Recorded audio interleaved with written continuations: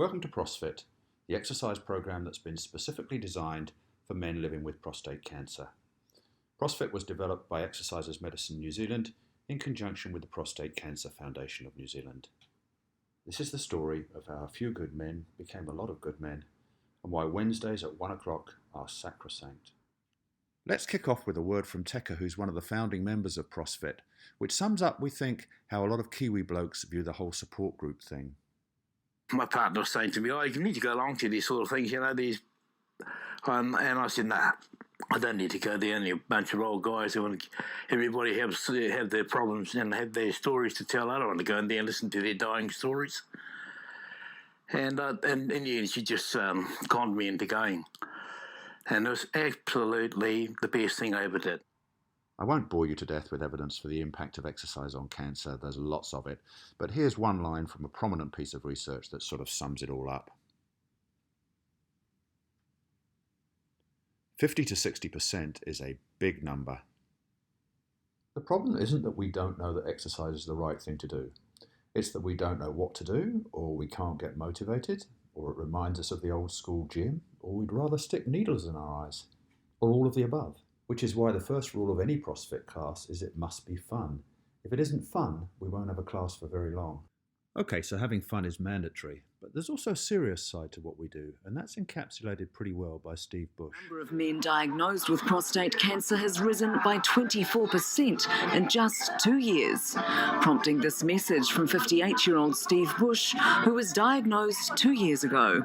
If you do nothing, if you don't discover it early, the biggest side effect you're going to get is a coffin.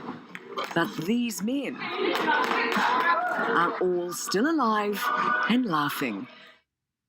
But having fun without addressing any of the physical and cognitive challenges that prostate cancer presents isn't going to get us very far either. So here are a few of the things that we try and include in an average Prost-FIT session. Resistance and impact exercises can help to address the side effects of hormone therapy, in particular muscle loss, reduced bone density, mood swings and depression.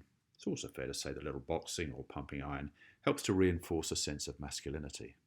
We also include a cardio component that gets you puffing a bit, and given that cardiovascular disease is often associated with prostate cancer, this will help to look after your heart and lungs.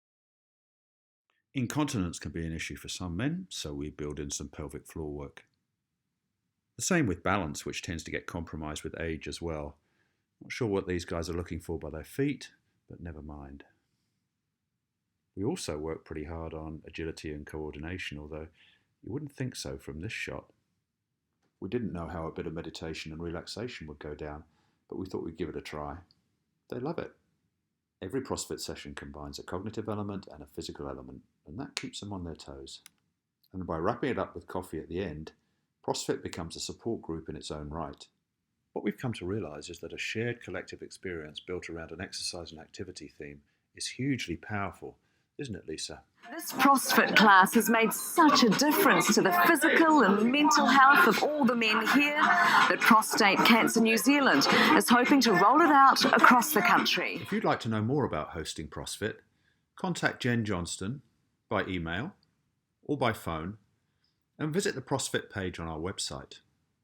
And in conclusion, well, I don't think you can get a much stronger message than this, do you? I mean, to say in 2004, the doctor, they all gave me only 3 months to live. Not bad, I'm still here.